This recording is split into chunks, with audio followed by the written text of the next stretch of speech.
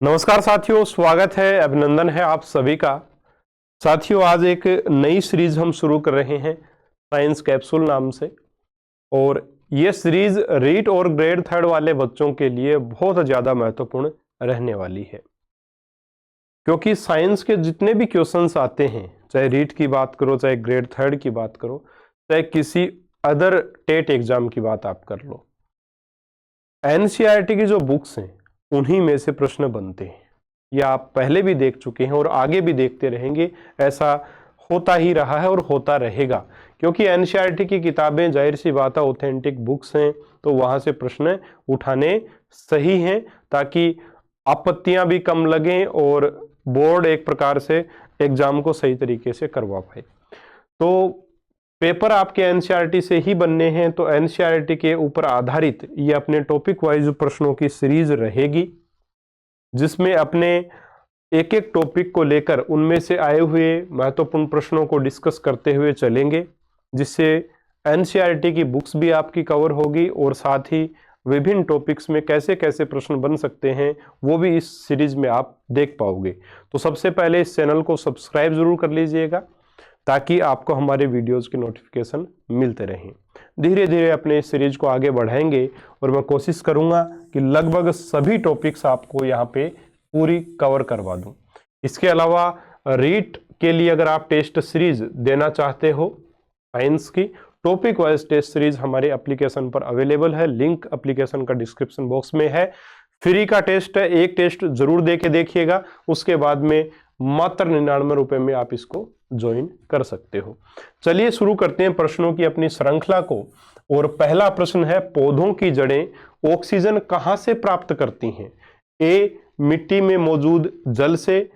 B, जड़ों को oxygen की आवश्यकता नहीं होती है। सी, मिट्टी के कणों के बीच मौजूद वायु अवकाशों से। और डी है, रंध्रों द्वारा ली गई ऑक्सीजन जड़ों तक पहुंचती है। तो साथियों, ये प्रश्न डीएसएसबी के एग्जाम में पूछा गया है और इसका सही जवाब क्या होगा? पौधों की जड़ें ऑक्सीजन कहां से प्राप्त करती हैं? अब पौधे की जड़ें हवा में तो होती नहीं है, होती तो मिट्टी में ही है। तो मिट्टी में जो अवकाश होते हैं, जो रिक्त स्थान होते हैं, उसमें जो हवा होती है वहीं से वो ऑक्सीजन को प्राप्त करेंगे। तो ऑप्शन नंबर सी जो है वो यहां पर सही उत्तर रहेगा। ठीक है। इसके अलावा पौधों में झकड़ा जड़ें होती हैं, ये थोड़ा सा करेक्ट कर लीजिएगा कि पौधों में झकड़ा जड़ें नहीं होती, यानी किन पौधों में, नीचे जो 4 ऑप्शन दिए गए हैं उसमें किस टाइप के पौधों में झकड़ा जड़ें नहीं होती हैं, यह प्रश्न है। चावल, गेहूं, चुकंदर और मक्का। चावल, गेहूं, चुकंदर और मक्का। तो साथियों, आप सभी को पता है, चावल हो गया, गेहूं हो गया और आपका मक्का हो गया। चावल, गेहूं, मक्का, झकड़ा जड़ें यानी फाइबर्स यानी रेशेदार जड़ें, तो इनमें तो रेशेदार जड़ें होती हैं। हमारा प्रश्न क्या था? जकड़ा जड़ें नहीं होती, उनको बताना है, नहीं कर लीजिएगा इसमें। ठीक है, तो वो आपका सही उत्तर होगा चुकंदर। चुकंदर में मूसला जड़ होती है साथियों, मूसला मूल होती है चुकंदर में। ठीक है ना, तो यहां आपका ऑप्शन नंबर सी इसका सही उत्तर हो जाएगा। इसके बाद में बात करें प्रश्न नंबर 3 की, तो वो है पादप वहन तंत्र, प्लांट ट्रांसपोर्ट सिस्टम द्वारा पत्तियों और जड़ों से किन उत्पादों का परिवहन किया जाता है? पत्तियों और जड़ों के द्वारा पत्तियों और जड़ों से किन उत्पादों का परिवहन किया जाता है? केवल जल, बी केवल कार्बोहाइड्रेट, सी ऊर्जा भंडार और अपरिष्कृत पदार्थ, और डी है कार्बोहाइड्रेट और खनिज। देखिए, इसमें पूछा है पादप वहन तंत्र द्वारा। अब जो पादप वहन तंत्र है उसमें 2 प्रकार के संवहनी ऊतक होते हैं जो इनका वहन करते हैं, जाइलम ऊतक और फ्लोएम ऊतक। तो यहां सही जवाब जो रहेगा वो रहेगा ऊर्जा भंडार और अपरिष्कृत पदार्थों का परिवहन जो है वो इन जाइलम ऊतक और फ्लोएम ऊतक के द्वारा किया जाता है। अपने पर्टिकुलर एक एक नाम लेंगे तो वो गलत होगा, है ना। तो ऊर्जा भंडार यानी कि कार्बोहाइड्रेट वगैरह जो है सारे आ जाएंगे इसमें, और अपरिष्कृत पदार्थ वगैरह, खनिज लवण वगैरह सब कुछ इसमें आ जाएगा। तो ऑप्शन सी यहां पर आपका ज्यादा सही जवाब रहेगा। यह पूछा गया प्रश्न है, ऑप्शन सी इसका सही उत्तर माना गया है। ठीक है, चलो जी। प्रश्न नंबर 4 है, हम आलू के पौधे का कौन सा भाग खाते हैं?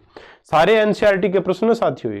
हम आलू के पौधे का कौन सा भाग खाते हैं, तो सभी को पता, ऑप्शन बताने की इसमें आवश्यकता नहीं है। हम आलू के पौधे का तने वाला भाग खाते हैं, यानी कि आलू जो ना वो एक्चुअल में क्या है, तना है। आलू क्या है, एक्चुअल में तना है। तो ऑप्शन डी यहां पर इसका सही उत्तर होगा। आलू जो है ना साथियों वो जड़ नहीं है, याद रखिएगा, आलू जड़ नहीं है, चुकंदर जड़ है, लेकिन आलू जड़ नहीं है, आलू क्या है, तना है। ठीक है, तो आलू के पौधे का कौन सा भाग हम लोग खाते हैं, तो हम खाते हैं उसका तना। ठीक है, चलो जी, प्रश्न नंबर 5 की बात करें अपने। आपने जल में, हाँ एक सेकंड रुकिएगा, प्रश्न नंबर 5 बहुत अच्छा प्रश्न है। आपने जल में रियो की पत्ती की एक अस्थायी स्लाइड तैयार की है। जब आप स्लाइड पर चीनी का प्रबल विलयन डालते हैं तो उसमें क्या परिवर्तन दिखाई देता है। देखिए साथियों, ये जो लैंग्वेज है ना, ये आए हुए प्रश्नों की लैंग्वेज है। एक तो एग्जाम में पूछे जा चुके हैं प्रश्न। दूसरी चीज, ये जो किताब जो लाइंस हैं ये एज इट इज जो आपकी बोर्ड की जो एनसीईआरटी की बुक्स हैं उनमें से उठाई गई है। इस वजह से आपको ऐसा लग रहा है कि थोड़ी सी अजीब भाषा लग रही है कि आपने जल में रियो की पत्ती की एक अस्थायी स्लाइड तैयार की। ऐसी बातें एनसीईआरटी में देखने को अपने बहुत आसानी से मिल जाती हैं। जब आप स्लाइड पर चीनी का प्रबल विलयन डालते हैं, यानी कि ये जो पत्ती वाली स्लाइड आपने तैयार की है, इसके ऊपर जब आप जो चीनी का विलयन डालते हो तब क्या होगा। ऑप्शन है कोई बदलाव नहीं दिखाई देगा। ऑप्शन बी है कोशिकाएं जल का उत्सर्जन करेंगी। उत्सर्जन यानी जल को बाहर निकाल देगी। कौन सी कोशिका, जो पत्ता लिया वो कोशिका ही एक प्रकार से, जिसकी वजह से कोशिका के अंदर मौजूद सामग्री सिकुड़कर कोशिका भित्ति से दूर हो जाएगी। सी है कुछ कोशिकाएं जल का अवशोषण करेंगी और अन्य कोशिकाएं जल का उत्सर्जन करेंगी।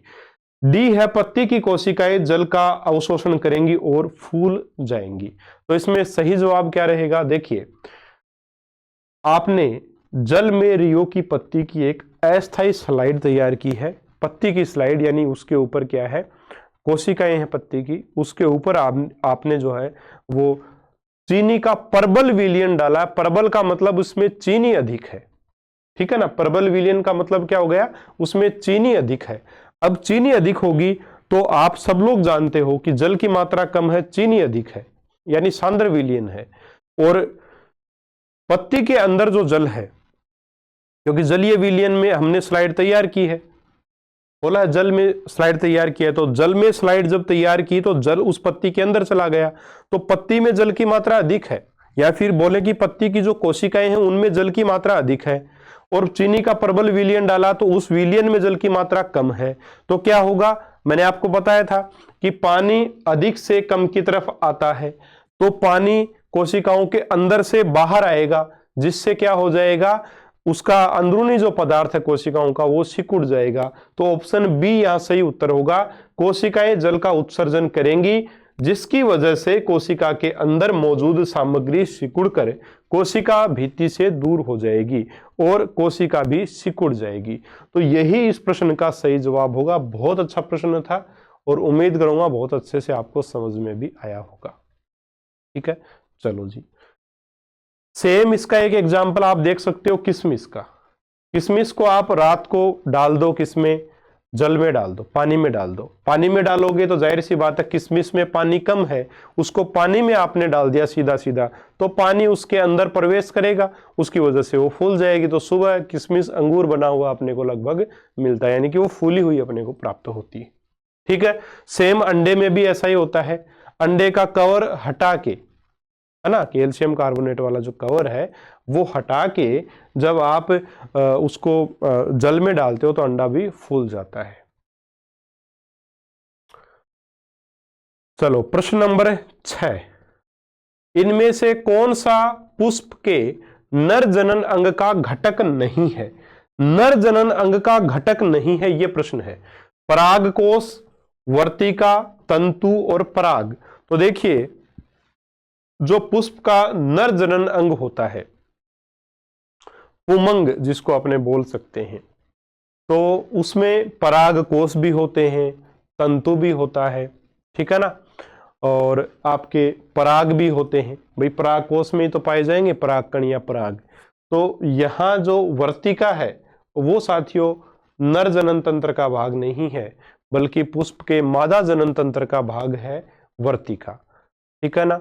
वर्तिका के अलावा वर्तिकाग्र और अंडाशय जो है वो पादप के मादा जनन अंग के भाग हैं।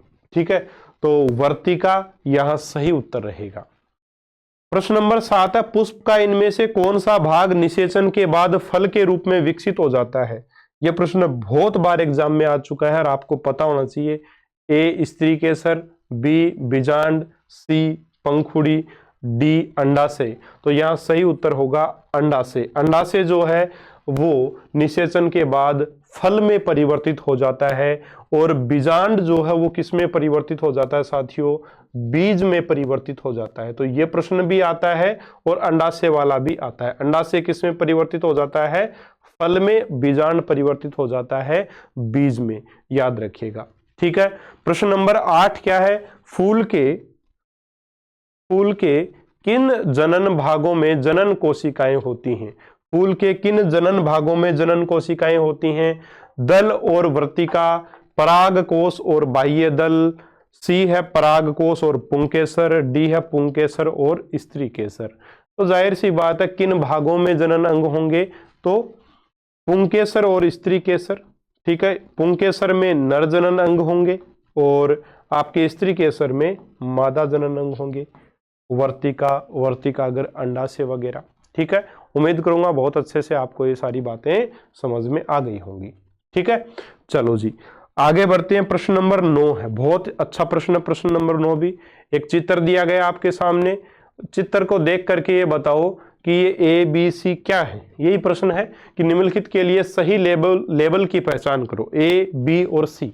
ए क्या है, बी क्या है और सी क्या है? ऑप्शन आपके सामने दिए हुए हैं तो साफ स्पष्ट दिखाई दे रहा होगा आपको।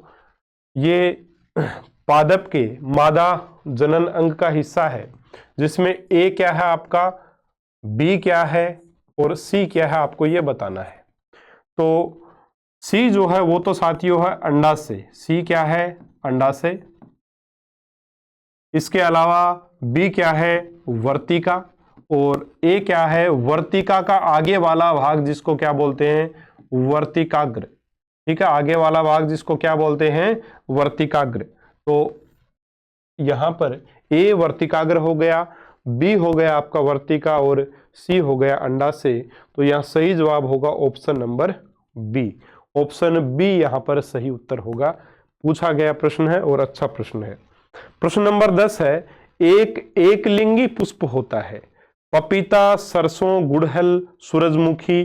तो साथियों सीधा सीधा यही प्रश्न है कि ये जो आपको 4 ऑप्शन दिए गए हैं इसमें एक लिंगी पुष्प कौन सा है? तो एक लिंगी पुष्प साथियों पपीता है।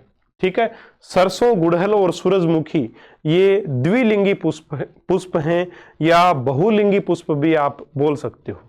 एक लिंगी पुष्प क्या होता है? जब पुष्प में केवल एक ही जनन अंग हो, यानी कि या तो क्या हो नर जनन अंग हो, पुंकेसर हो, या फिर उसमें स्त्री केसर हो।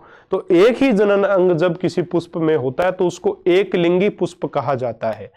जबकि एक से अधिक यानी कि दो अगर जनन अंग हैं, यानी कि मादा जनन अंग भी है उसमें और नर जनन अंग भी है, तब उसको क्या कहेंगे?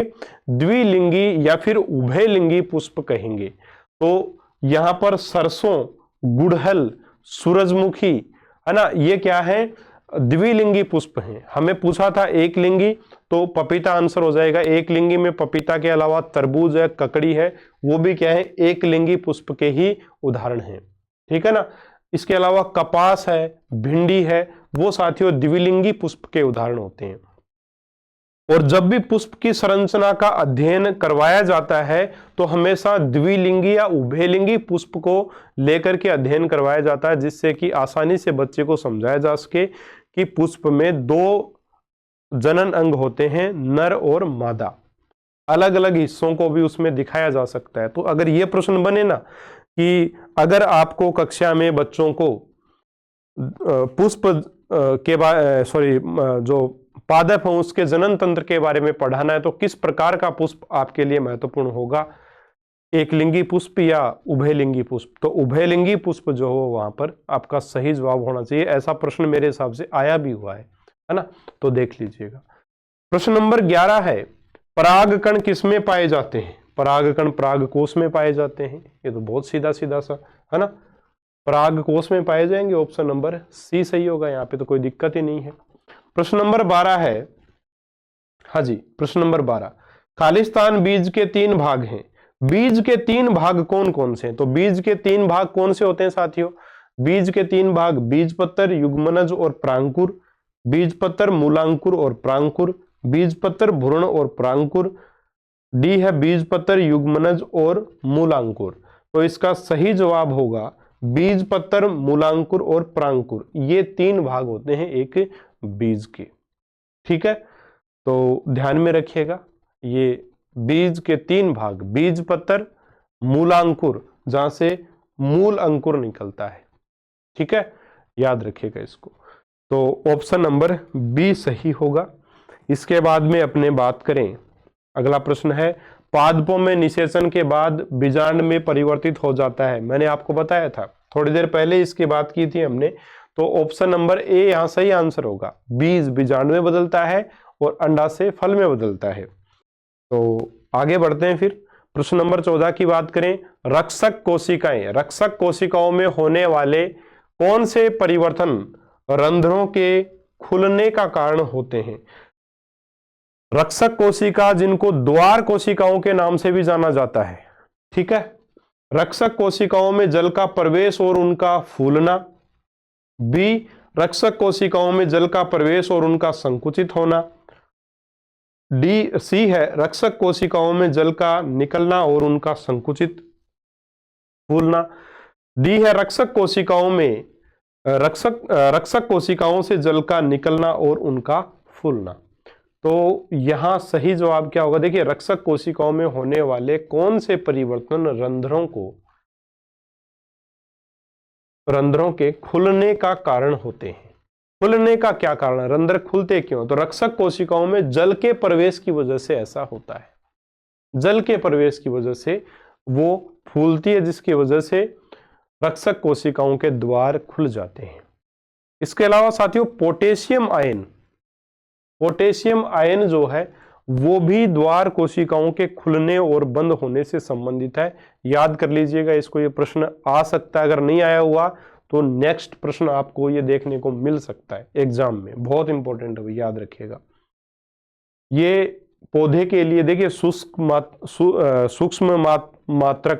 मात्रिक पोषक तत्व होते हैं और वृहत मात्रिक पोषक तत्व भी होते हैं पौधों के लिए। तो पौधों के जो वृहत मात्रिक पोषक तत्व यानी कि जिनकी आवश्यकता पौधों को अधिक होती है, उसमें आता है पोटेशियम। और पोटेशियम का मुख्य कार्य क्या है? यही स्टोमेटा यानी कि जो रक्षक कोशिकाएं उनके द्वारों को खोलना और बंद करने में इसका महत्वपूर्ण योगदान होता है। जब पोटेशियम आयन कोशिकाओं के जल के माध्यम से कोशिकाओं के अंदर जब प्रवेश करता है ना, तब तो ये द्वार कोशिकाओं के मतलब रक्षक कोशिकाएं जो है वो ओपन हो जाती हैं और रंध्रों के माध्यम से जब ये बाहर आ जाता है तो वो बंद हो जाती हैं। इस टाइप का सिस्टम है। तो पोटेशियम को जरूर ध्यान में रखिएगा। वायुमंडलीय दाब और वाष्पोत्सर्जन की दर एक दूसरे की होती है। वायुमंडलीय दाब और वाष्पोत्सर्जन में क्या संबंध है? अब ज्यादातर बच्चे इसमें गलती क्या करते हैं कि वो ये करते हैं कि वायुमंडलीय दाब को वो वायु से कंपेयर कर लेते हैं और बोलते हैं कि जब वायु बढ़ती है, यानी कि हवा जब बढ़ती है, हवा जब तेज चलती है तो वाष्पोत्सर्जन की दर बढ़ती है, यानी कि जब हवा बढ़ेगी तो वाष्पोत्सर्जन दर भी बढ़ रहा है। तो आंसर कर देते हैं सी, अनुक्रमानुपाती, जबकि ऐसा नहीं है। वायुमंडलीय दाब, अगर मैं एयर प्रेशर, वायुमंडलीय दाब यानी एयर प्रेशर की अगर बात करूं तो एयर प्रेशर अगर बढ़ेगा तो साथियों वाष्पोत्सर्जन की दर जो है वो घट जाएगी। क्यों? क्योंकि हम जानते हैं कि किसी भी धरातल पर जो हवा है, हवा का जो प्रेशर है वो किस वजह से घटता है? देखिए, अगर सूर्य तेज चमकेगा तो धूप तेज होगी, धूप तेज होने से हवा गर्म होगी, हवा गर्म होकर के ऊपर उठेगी, हवा गर्म होके क्या हो जाएगी? ऊपर उठ जाएगी। और जैसे ही हवा ऊपर जाएगी तो यहाँ का एयर प्रेशर क्या हो जाएगा? कम हो जाएगा। एयर प्रेशर कम कब हुआ? जब सूर्य का प्रकाश बढ़ गया तब एयर प्रेशर वहां कम हुआ। तो सूर्य का प्रकाश जब बढ़ेगा तो वाष्पोत्सर्जन की दर भी क्या होगी? बढ़ेगी। यानी जब एयर प्रेशर घट रहा है तब जो है वो वाष्पोत्सर्जन की दर बढ़ रही है। तो दोनों में उल्टा संबंध हो गया। तो ऑप्शन बी व्युत्क्रमानुपाती यहां पर सही जवाब होगा। लेकिन अगर प्रश्न ये होगा कि वायु की चाल बढ़ने पर वाष्पोत्सर्जन पर क्या प्रभाव पड़ेगा, या वायु की चाल और वाष्पोत्सर्जन की दर में क्या संबंध है, तो अनुक्रमानुपाती आता। ठीक है, तो ऑप्शन बी सही होगा।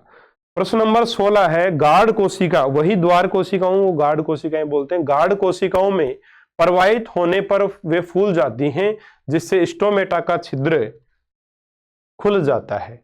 क्या प्रवाहित होने पर फूल जाती हैं? अभी हमने बात की थी, पानी उसमें प्रवाहित जब होगा, पानी अंदर जाएगा तो वो फूल जाएगी और स्टोमेटा का छिद्र जो वो खुल जाता है।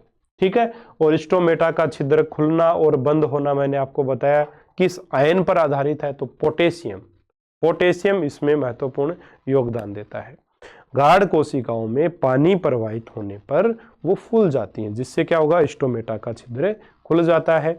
और जब पोटेशियम आयन गार्ड कोशिकाओं में प्रवेश करता है तो स्टोमेटा खुल जाता है, तथा पोटेशियम आयन जब गार्ड कोशिकाओं से बाहर आता है तो स्टोमेटा बंद हो जाता है। तो पोटेशियम याद रखिएगा इसमें। ठीक है, चलो प्रश्न नंबर 17, प्रकाश संश्लेषण के उत्पादों को पत्तियों से पौधे के अन्य भागों में किसके माध्यम से ले जाया जाता है?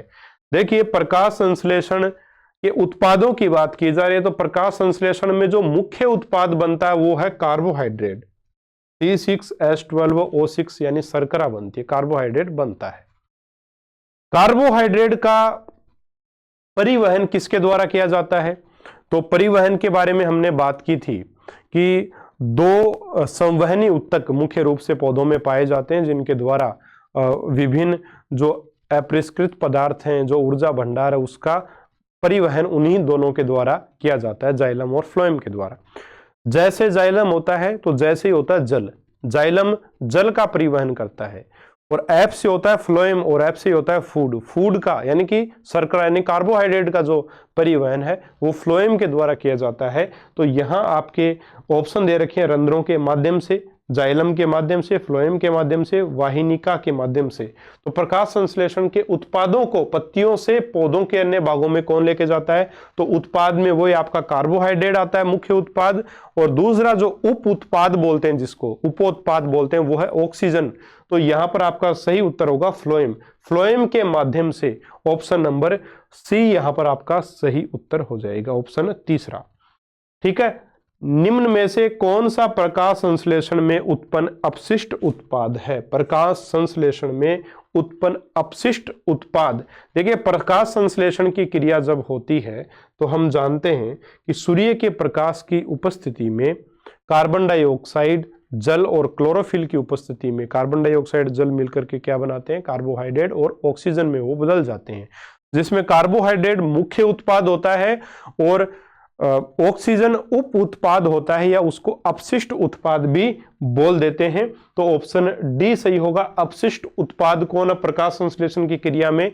तो ऑप्शन डी यानी ऑक्सीजन अपशिष्ट उत्पाद रहेगा। 19 का प्रश्न है, स्वपोषी पोषण के लिए निम्न में से किसकी आवश्यकता नहीं होती है? स्वपोषी पोषण के लिए किसकी आवश्यकता नहीं होती, ये अपना प्रश्न है। तो स्वपोषी पोषण के लिए, स्वपोषी पोषण क्या होता है? ऐसी पोषण प्रणाली जिसमें अपना भोजन खुद के द्वारा तैयार किया जाए, वही होते हैं स्वपोषी। तो पेड़ पौधे अपना भोजन प्रकाश संश्लेषण की क्रिया के द्वारा खुद तैयार करते हैं, तो वो स्वपोषी होते हैं। और किसकी आवश्यकता नहीं होती है इसमें?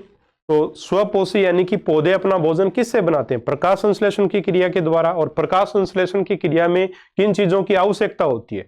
तो कार्बन डाइऑक्साइड की आवश्यकता होती है, जल की आवश्यकता होती है, सूर्य के प्रकाश की आवश्यकता होती है, क्लोरोफिल की आवश्यकता होती है, और बनता क्या है फिर उससे? कार्बोहाइड्रेट और ऑक्सीजन। तो ऑप्शन देख लो एक बार, ऑक्सीजन, कार्बन डाइऑक्साइड, प्रकाश और क्लोरोफिल।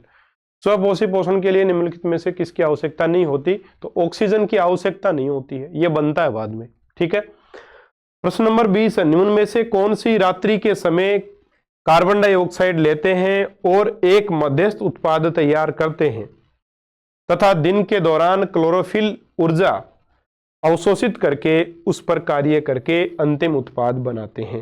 यानी कि कौन से ऐसे पौधे हैं जो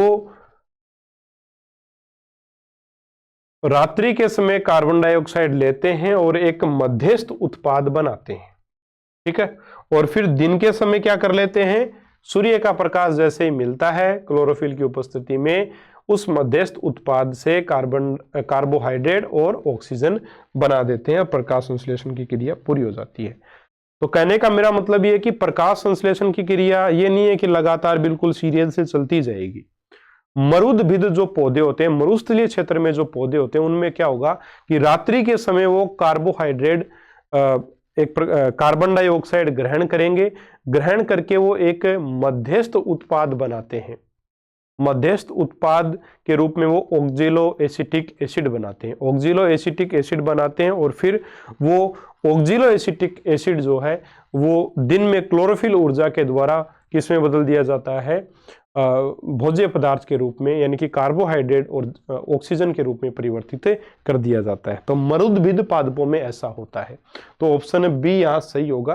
प्रकाश संश्लेषण की क्रिया लगातार संपन्न नहीं होगी कभी भी। ये नहीं है कि भाई प्रकाश संश्लेषण की यानी कार्बन डाइऑक्साइड ले ली, उसके बाद में अंतिम उत्पाद कार्बोहाइड्रेट उसी समय बनेगा, नहीं, जरूरी नहीं है उसी समय बने। एक मध्यस्थ उत्पाद बन जाएगा, जैसे कि मरुदभिद पादपों में होता है कि पहले मध्यस्थ उत्पाद वो बना लेते हैं रात्रि के समय, क्योंकि उस समय प्रकाश नहीं होता है तो क्लोरोफिल कार्य नहीं कर पाता है। तो क्लोरोफिल के कार्य करने के लिए प्रकाश की आवश्यकता होगी, जो दिन के समय में उसे मिलेगा। तो रात में जो मध्यस्थ उत्पाद ऑक्जेलो एसिटिक एसिड उसने बनाया था, उसको क्लोरोफिल ऊर्जा के द्वारा फिर क्या वो किसमें बदल जाता है, कार्बोहाइड्रेट में बदल जाता है, ठीक है, अंतिम उत्पाद के रूप में हमें प्राप्त हो जाता है। तो ऑप्शन बी इसमें सही उत्तर होगा। अच्छा, गन्ने के पौधे खालिस्तान को रासायनिक ऊर्जा में बदलने वाले प्रभावी परिवर्तकों में से एक है। साथियों, गन्ने के लिए कहा जाता है कि गन्ना प्रकाश ऊर्जा यानी सूर्य ऊर्जा को रासायनिक ऊर्जा में बदलने वाला सबसे प्रभावी परिवर्तक है, ऐसा माना गया है। तो ऑप्शन यहां कौन सा सही होगा, सूर्य के प्रकाश को रासायनिक ऊर्जा में बदलने के लिए कौन सबसे बढ़िया रहेगा, गन्ना, ठीक है। चलो प्रश्न नंबर 22 की बात कर लेते हैं। प्रकाश संश्लेषण की दर किस रंग के प्रकाश में अधिक होती है। 22 और 23 एक जैसे से ही प्रश्न है, देख लो एक साथ ही। प्रकाश संश्लेषण की दर किस रंग के प्रकाश में अधिकतम होती है। तो साथियों, प्रकाश संश्लेषण की दर सर्वाधिक किस प्रकाश में होगी, वो होगी लाल रंग के प्रकाश में। अगर बात करें सबसे कम की, तो वो होगी हरी किरणों में, ठीक है। हरे रंग के प्रकाश की किरणों में प्रकाश संश्लेषण की दर सबसे कम होती है या ना के बराबर होती है। सबसे अधिक किसमें होगी, लाल प्रकाश में, और लाल से थोड़ी कम किसमें होगी, नीले प्रकाश में। याद रखिएगा इसको। इसके अलावा साथियों, जो पैराबैंगनी किरणें होती हैं, अल्ट्रा वायलेट रेज, और हरा प्रकाश हो गया एक आपकी अवरक्त किरणें जो हो गई वो, इनमें साथियों प्रकाश संश्लेषण की क्रिया न के बराबर होती है, यानी कि नहीं होती है। तो प्रकाश संश्लेषण की दर सर्वाधिक किस रंग के प्रकाश में होती है, लाल। ऑप्शन सी सही जवाब होगा यहां पर, ठीक है। प्रकाश संश्लेषण प्रकाश की उपस्थिति से होता है, किस रंग के प्रकाश की रेंज प्रकाश संश्लेषण की दर को सबसे कम प्रभावित करती है, नीला, लाल, हरा और पीला। तो हरा इसका सही उत्तर होगा। तो दो बातें याद रख लेना, ज्यादा रटने की कुछ आवश्यकता है नहीं, कि प्रकाश संश्लेषण सर्वाधिक किसमें होगा, तो लाल रंग के प्रकाश में होगा। प्रकाश संश्लेषण की दर सबसे कम किस प्रकाश के रंग में होती है, तो हरे रंग में होती है, न के बराबर होती है, ठीक है। चलो, तो आज के वीडियो में अपने इतना ही डिस्कस करेंगे, बाकी अपने नेक्स्ट वीडियो में डिस्कस कर लेंगे। और साथियों, हमारा जो एप्लीकेशन है वो प्ले स्टोर पे आप सभी को पता, नया ऐप जो है वो डाला गया था, लगभग 1 साल के आसपास हो चुका है। तो ये अपना नए वाले एप्लीकेशन का लोगो है। जिसमें आरपीएससी एग्जाम्स आकाश कटेवा ऑनलाइन क्लासेज नीचे ये लिखा हुआ है। ये एप्लीकेशन आपको प्ले स्टोर पे मिल जाएगा। आप जस्ट आकाश कटेवा लिख देना, आकाश कटेवा लिखने से भी एप्लीकेशन आपके सामने आ जाएगा। राजस्थान का नया जो जीके है 41 जिलों के हिसाब से, क्योंकि गंगानगर से पहले अनूपगढ़ बनाया गया था लेकिन अब उसको हटा दिया गया है, तो 41 जिलों पर आधारित ग्रेड 3 के लिए जो जीके है वो बिल्कुल हम तैयार करवा रहे हैं आपको एप्लीकेशन पे। आप ज्वाइन कर सकते हैं और सबसे पहले ऐप डाउनलोड करके आप ये चीज़ देखें कि वो कोर्स आपके काम का है या नहीं है, क्योंकि कोर्स अगर समझ में नहीं आए ना किसी का पढ़ाया हुआ तो फिर कोर्स लेने से कोई फायदा नहीं है। और जब समझ में आ जाए तो फिर ये मान लो कि उससे बढ़िया आपके लिए कोई दूसरा एप्लीकेशन भी नहीं है। तो सबसे पहले एप्लीकेशन डाउनलोड कीजिए और इस कोर्स में डेमो वीडियोज पड़े हैं जीके के, वो आप देखिए। अगर आपको समझ में आए तो निश्चित तौर पे ज्वाइन कीजिएगा, आपको निश्चित तौर पे इससे फायदा होगा। ढेर सारे बच्चे सिलेक्शन ले चुके हैं, हजारों की संख्या में। लास्ट ईयर भी साइंस और मैथ में हमारा बहुत अच्छा प्रदर्शन रहा था, काफ़ी सारे बच्चे सिलेक्ट हुए थे। और मैं अभी खुद जब इसमें अपने जाते हैं, ट्रेनिंग्स में जाते हैं, तब भी 2022 वाले बैच के जो टीचर्स आते हैं, यंग टीचर्स, वो मिलते हैं कि सर आप आकाश कटेवा सर ही हो क्या? तो हम यही बोलते हैं भाई बिल्कुल हैं। तब वो बताते हैं कि सर हमने आपसे इस टाइम मतलब वो चीज़ पढ़ी थी, हमने साइंस पढ़ी आपसे, हमने जीके, हमने गणित आपसे पढ़ी, हमें फ़ायदा हुआ। तो ये सारी चीज़ें बड़ा अच्छा लगता है, ये चीज़ें देख करके भी, सुन के, कि जब आप पढ़ाओ और बच्चे सेलेक्ट हो जाएं और वो जॉब लगे, उसका एक अलग ही आनंद है। तो निश्चित तौर पर आप भी सफल हो जाओगे अगर आप उस टीचर से पढ़ते हो जिसका पढ़ाया हुआ आपको समझ में आए। बड़े नाम के पीछे दौड़ने से बेटर है कि आप उससे पढ़ें जिसका आपको समझ में आए, वो ज़्यादा सही रहेगा, क्योंकि ऑलमोस्ट कंटेंट सब लोग एक जैसा ही देते हैं। उल्टा कोचिंग्स में ढेर सारा मैटर दे देते हैं, पैसे बहुत अधिक लेते हैं। ऐसा अपने पास है नहीं, कम फीस में पूरा बहुत अच्छा मैटर आपको मिलेगा। ठीक है, आप ज्वाइन कर सकते हो, आपकी इच्छा है। बाकी मिलेंगे अपने अगले वीडियो में पादप के और महत्वपूर्ण प्रश्नों के साथ। तब तक के लिए नमस्कार, जय हिंद, जय भारत।